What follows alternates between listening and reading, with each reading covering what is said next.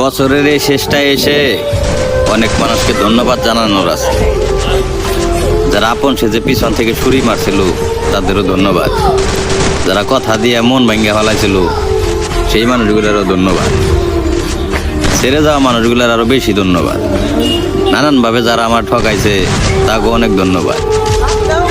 মানে আপনারা এইসব না করলে ভাই হয়তো আমি বুঝতাম না, অনেক কিছু শিখতাম না, যে আর আমি স্ট্রং হইতে পারতাম না।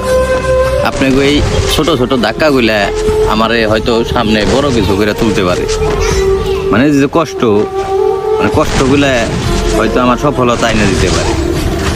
মানে অন্তত কিছু না পারি, সফলতা যদি না আসে তাও তো অন্তত শিখবার পারলাম যে মানুষ চিরদিন সবসময় পাশে থাকে না, বা প্রয়োজন শেষ হইলে মানুষ চলে আসে।